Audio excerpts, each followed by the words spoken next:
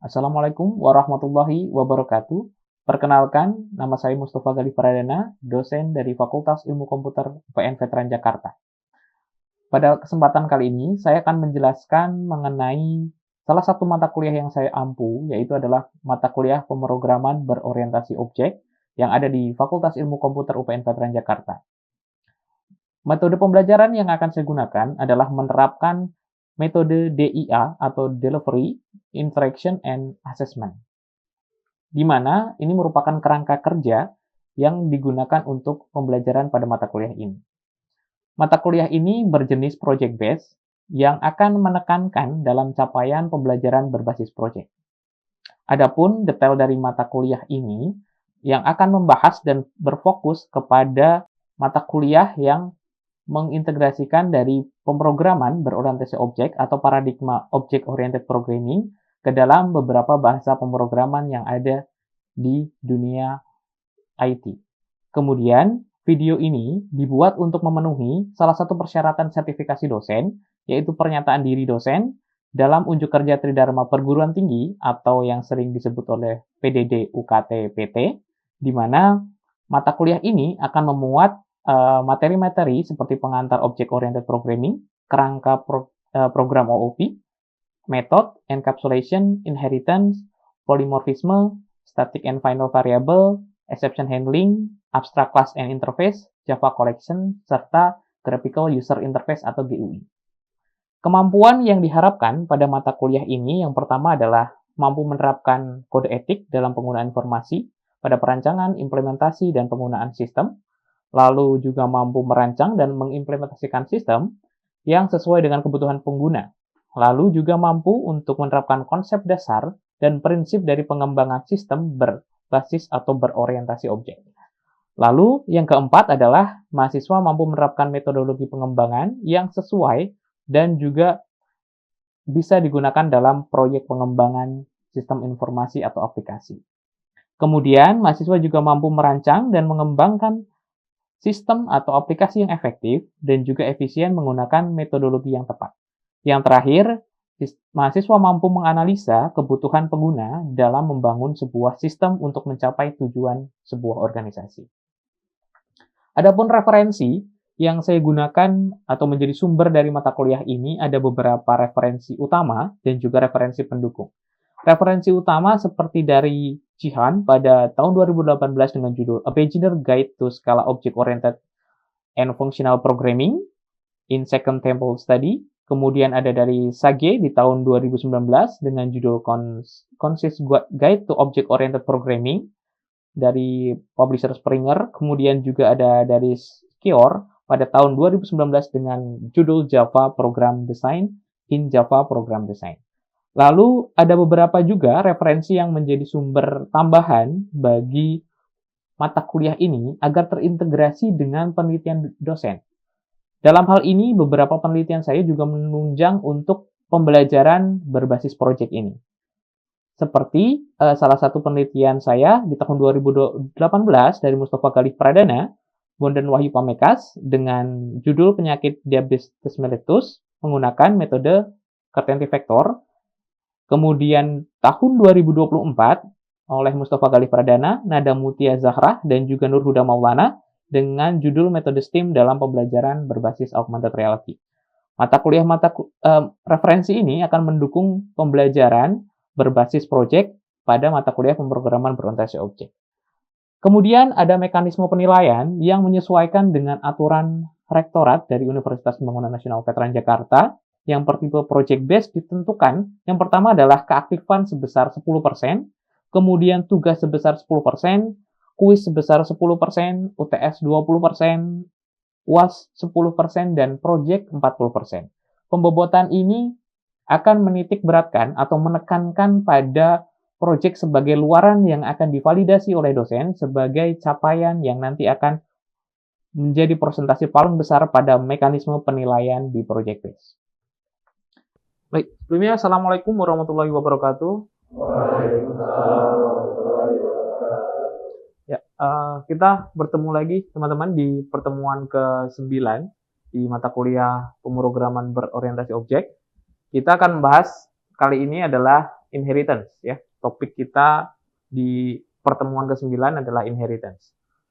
Nah, sebelum itu kita akan pahami dulu atau kemampuan apa yang teman-teman nanti diharapkan bisa tercapai atau sub CPMK dari mata kuliah PBO di mata course topiknya adalah inheritance. Di sini mahasiswa memiliki kemampuan menelaah dan menyimpulkan terkait dengan inheritance dan juga bisa mengaitkan dengan method overriding dalam pemrograman Java.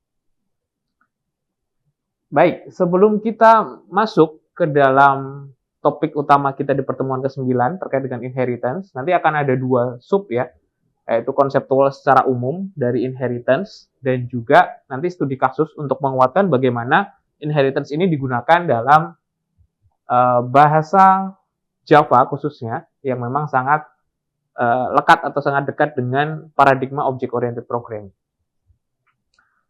Oke, kita overview dulu. Di pertemuan sebelumnya kita sudah membahas yang namanya adalah encapsulation. Ini adalah gambarannya ya, dalam sebuah kapsul, atau kalau kita melihat sering minum obat dalam sebuah kapsul, itu di dalamnya kan ada serbuk-serbuknya ya, atau ada isinya. Nah, di situ biasanya konsep ini, gitu ya, konsep enkapsulasi ini mengadopsi dari kapsul. Jadi kita kadang tidak mengetahui isinya. Nah, dari pertemuan sebelumnya ada yang bisa menjawab apa sebenarnya encapsulation atau inti dari permasalahan yang diselesaikan dengan encapsulation. Saya minta satu mahasiswa. Oh, oke. Silahkan, Mas. Ya. Oke, yang saya tahu tentang encapsulation itu tuh membatasi suatu akses secara langsung dari kelas. Oke, dari kelas ya. Baik, terima kasih Mas Rizky ya, namanya Mas Rizky yang sudah tadi menjelaskan apa yang dimaksud konsep dari encapsulation. Nah, gambarannya tepat ya, teman-teman, bahwa encapsulation ini adalah membatasi akses ya, membatasi akses dari kelas luar. Nah, tujuannya untuk apa? Untuk membatasi atau memberikan batasan yang jelas siapa yang bisa mengakses data tersebut atau kelas tersebut ya. Jadi ini ibaratnya sebagai kapsul. Kalau kapsul tadi ada serbuk-serbuk di dalamnya, kita tidak akan pernah tahu ya apa sih isian serbuk tersebut tanpa kita dikasih akses. Oh, kalau kita buka, kita tahu zatnya di dalamnya, berarti kita akan tahu bahwa isi kapsul tersebut adalah misalkan kimia tertentu gitu ya. Tapi untuk bisa mendapatkan akses tentunya kita harus grant aksesnya. Nah, siapa yang diberikan akses? Yaitu adalah dari kelas-kelas bawaan atau kelas-kelas yang diizinkan.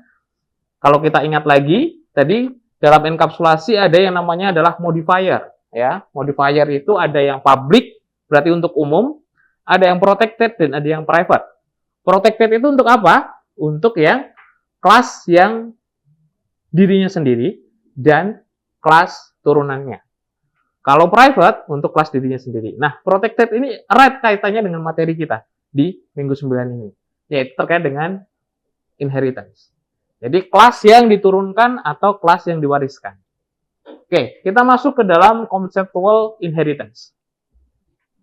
Nah, inheritance itu, kalau dalam bahasa Indonesia, kita sebutnya adalah pewarisan. Ya. Pewarisan di mana dia bentuk penggunaan kembali atau reusability, di mana kelas baru dibuat dari kelas yang pernah ada.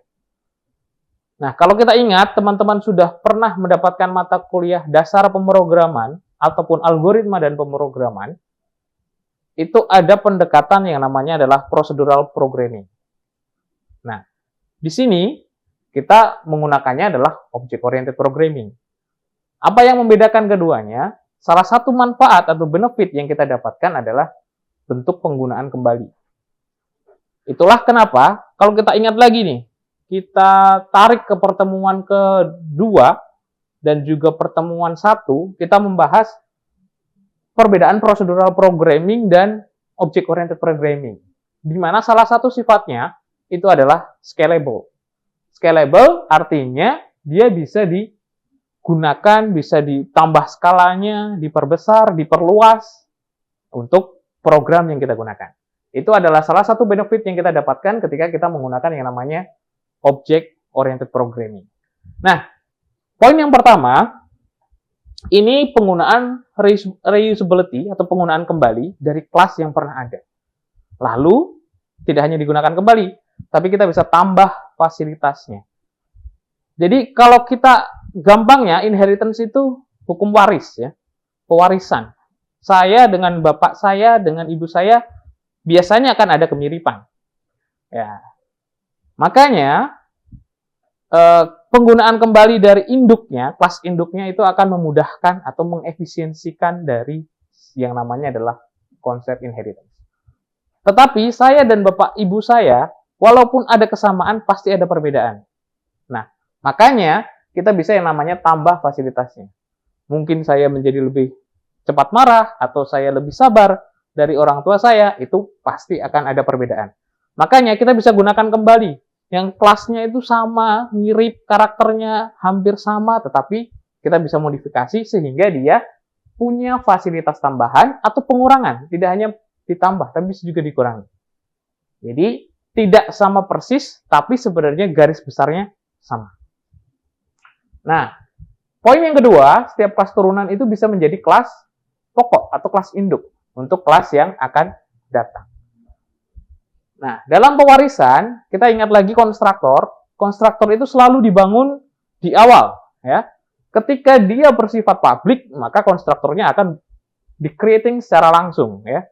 Berarti dia akan dibuat secara langsung dan tidak bisa diwariskan pada kelas turunannya kecuali ada perintah super. Atau ini keyword yang ada di dalam bahasa pemrograman Java. Oke? Lalu, berikutnya adalah jenisnya. Ini ada single dan ada multiple. Ya. Single yang pertama, pewarisan tunggal, itu pewarisan dari satu kelas pokok saja. Cukup satu dari induknya. Lalu, pewarisan ganda, ini lebih dari dua atau lebih kelas pokok yang kita bisa turunkan. Sedangkan, ketika kita mempelajari Java sayang tidak mendukung yang namanya adalah multiple inheritance. Jadi kita akan fokus ke dalam pewarisan tunggal atau single inheritance, ya. Jadi kita hanya akan mewarisi satu kelas pokoknya saja.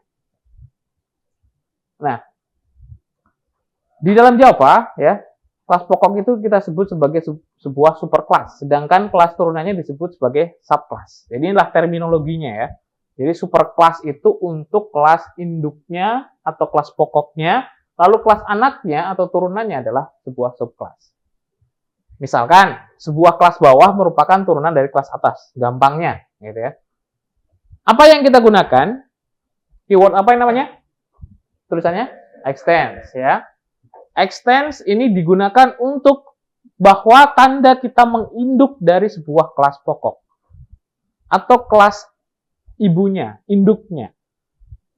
Jadi, kalau teman-teman menemukan sebuah code program, dia ada kata extends, berarti kelas bawah ini, ya, bawah ini akan menginduk dari kelas atas.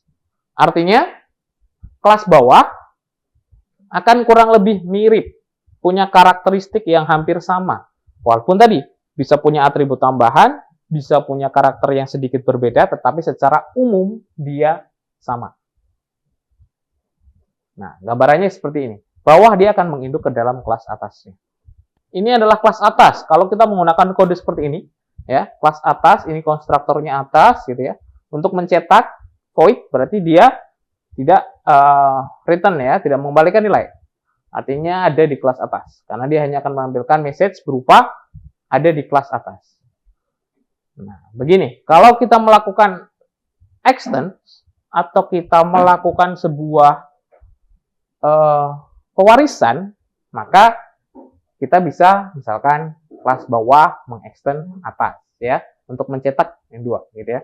Ada di kelas bawah. Kemudian kita bisa gunakan kata kunci new, ya. Kata kunci new untuk apa? Sesuai terminologinya, kira-kira untuk membuat baru, ya, untuk membuat baru. Kata kunci ini digunakan untuk membuat sebuah atribut, sebuah kelas yang bisa kita gunakan untuk meng-creating sebuah kelas.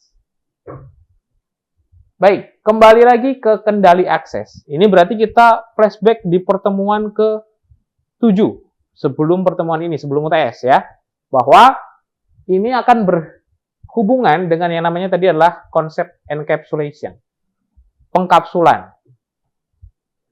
Ya. Kenapa? Karena seperti yang kita sudah pelajari bahwa modifier atau kendali akses ruang lingkupnya itu tadi sesuai dengan keketatannya, gitu ya. Private itu fiturnya yang visible hanya untuk kelas di mana fitur tersebut didefinisikan. Artinya hanya untuk kelas itu sendiri, private. Kata kuncinya private, berarti benar-benar private, hanya dirinya sendiri. Nggak boleh orang lain bisa mengakses atau berinteraksi. Ya. Kalau protected atau terbatas, itu adalah feature yang disembunyikan terhadap kelas klien, tetapi visible untuk kelas turunan. Nah, turunan ini yang bermain di dalam inheritance-nya. Ya. Jadi kalau kita sudah tahu nih konsep dari kendali akses dalam sebuah konsep enkapsulasi, di mana dia melakukan yang namanya adalah information hiding, penyembunyian informasi, di mana informasi tersebut tidak bisa diakses oleh sembarang kelas. Maka yang akan bermain di sini adalah modifiernya. Berarti hanya untuk kelas saya sendiri. Tadi kalau hanya untuk diri sendiri, berarti kita menggunakan private. Ya. Kalau terbatas untuk kelas dirinya sendiri dan turunannya, kita menggunakan protected. Kalau bebas semuanya, berarti kita menggunakan yang namanya adalah public. Ya. Jadi kita bisa gunakan oleh semua kelas yang ada, itu kita bisa gunakan public. Nah, ini kata kunci keyword modifier ini yang nanti akan berperan. Sejauh mana akses yang kita dapatkan, sejauh mana kelas-kelas yang bisa berinteraksi dengan kelas yang kita buat, itu tergantung dari ruang lingkupnya, gitu ya, atau kendali aksesnya. Ini gambarannya. Kalau kita punya kontrol akses dengan masing-masing tadi, modifiernya. Modifier private, kelas yang sama bisa diakses. Selebihnya ditolak untuk kelas turunan dan kelas yang di luarnya. Lalu, public itu tentu semua terbuka, bisa diakses. Yang namanya adalah public. Kalau protected, yang ditolak hanya untuk yang di luar. Tapi kalau turunan, bisa diakses. Makanya, mata kuliah ini sangat berkesinambungan dari awal sampai akhir. Kita harus paham dulu kelas itu seperti apa, bagaimana creating object. Kemudian kita juga harus tahu bagaimana sebuah metode ya atau metode itu kita gunakan, gitu kan? Kita bisa melakukan overloading, overriding. Nah, nanti akan berimplikasi. Semuanya akan berhubungan dengan yang namanya adalah konsep inheritance ini, ya. Semuanya akan saling terkait. Oke, untuk memperkuatnya, kita akan coba dalam sebuah studi kasus, ya. Dalam sebuah studi kasus nanti kita akan lihat bagaimana sejauh mana sih sebenarnya efektivitas dan juga penggunaan dari sebuah konsep pewarisan itu bisa bermanfaat, gitu ya, daripada kita menggunakan yang namanya pembuatan ulang sebuah kelas. Gitu ya. Oke, yang pertama kita masuk ke kasus case study yang pertama. Kita membuat game. Misalkan di sini ada 3 kelas zombie, pocong, dan burung. Ya. Ini kelasnya hero-hero ya. Kita bisa membuat ikonnya. Nah, dari kelas ini, apa yang kita bisa temukan kesamaannya? Apa yang sama? Tag. Apa lagi? HP ya, hot point ya. Dan name-nya. Ternyata kita menemukan yang namanya kesamaan dari 3 kelas ini. Oke. 3 hal yang ternyata punya atau dimiliki atribut yang sama. Oke, kita selesaikan dulu ini dengan penyelesaian berikut, ya. Kelas zombie, kelas pocong, dan kelas burung. Ini kita buat satu-satu.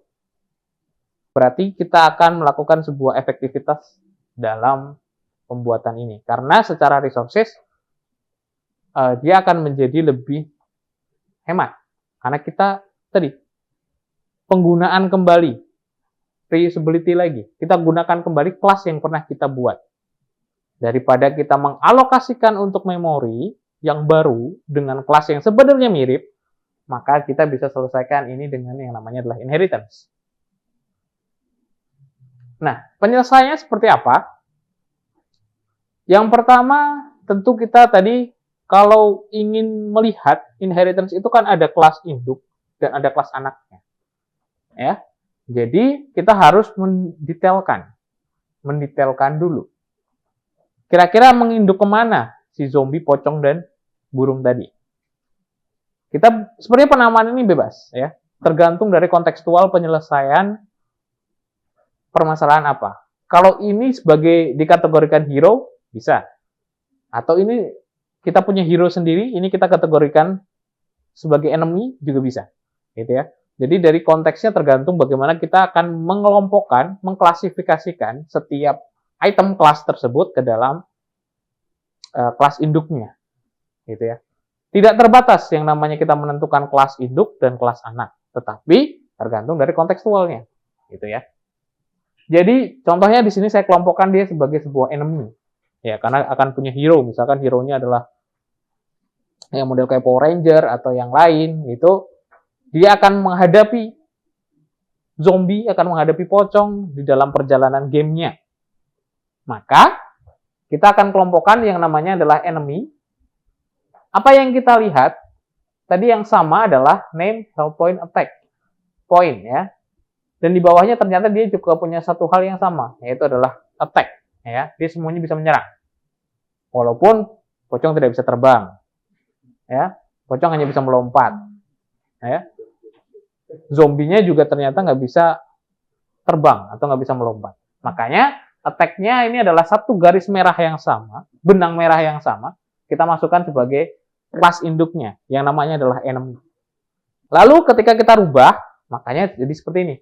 Kita buat kelas enemy, ini sebagai kelas induk yang akan dijadikan acuan, dengan attack sebagai hal yang sama dimiliki ketiga anak kelasnya, maka tinggal kita indukkan. Jadi zombie mengextend enemy, burung mengextend enemy, lalu nanti kita akan meng-creating masing-masing objeknya menjadi sebuah objek baru yang sebenarnya kita ambil dari yang namanya adalah enemy.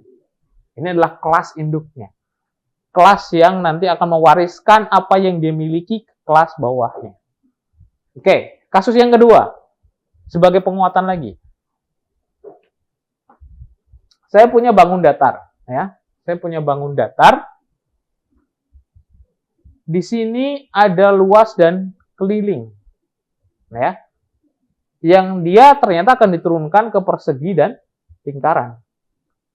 Cara menghitungnya samakah? Persegi dan lingkaran? Kelilis dan ya, beda ya, berbeda. Walaupun dia sama-sama nih, akan punya namanya keliling dan juga penghitungan luas. Tapi karakternya berbeda. Begitu juga tadi, kan? Setiap ayah dan ibu atau orang tua yang punya anak, anaknya punya karakter yang berbeda masing-masing. Tetapi sebenarnya masih ada keterikatannya atau kesamaannya. Tinggal dibedakan yang namanya dengan konsep tadi, inheritance. Ya, saya buat di sini lingkaran mengextend bangun datar, persegi mengextend bangun datar, persegi punya sisi, ya. Kemudian lingkaran punya R atau jari-jari, karena dia berbeda tentunya atributnya. Lalu dibuatlah seperti ini placement-nya, gitu ya. Bangun datar untuk persegi dan juga lingkaran. Ketika di running, ternyata hasilnya seperti ini. Menghitung luas bangun datar, keliling bangun datar, luas bangun datar, dan keliling bangun datar. Ternyata tidak menampilkan apapun, kosongan. Kira-kira kenapa hal ini bisa terjadi? Ada yang bisa menjawab?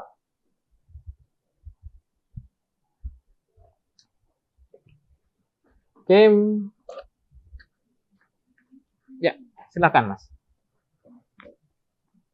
Karena output yang dihasilkan seperti itu, karena yang dipanggil itu dia dari metode miliknya si superclass, bukan metode subclass yang seharusnya bisa override, Pak.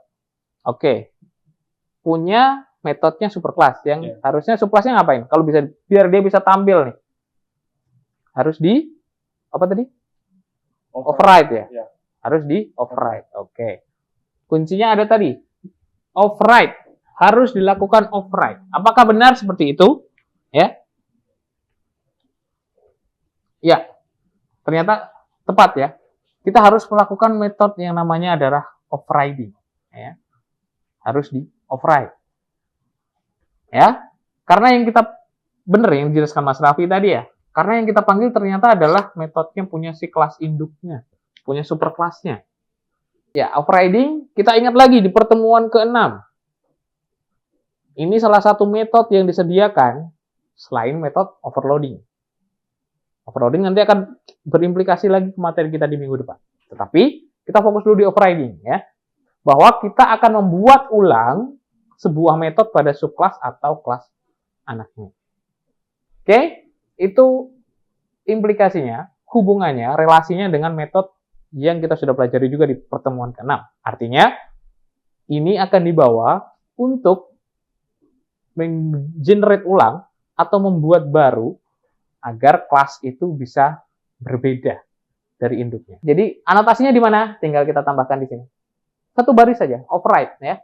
Override, maka dia langsung akan bisa menghitung dengan kelilingnya. Gitu ya, dengan pi ya.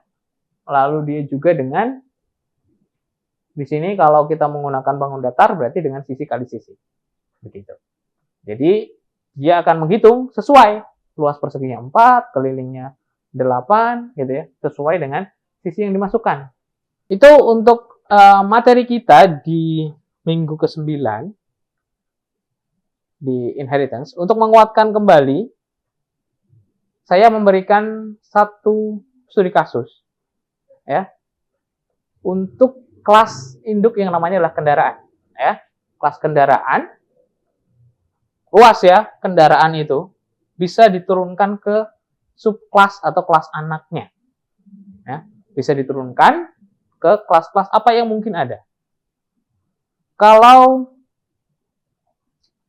tadi kelas enemy dia akan punya zombie, punya pocong, punya burung. Kalau kendaraan berarti dia akan diturunkan ke apa kira-kira? Ada ke apa? Mobil, motor, ya, becak, ya, yang masuk kategori kendaraan.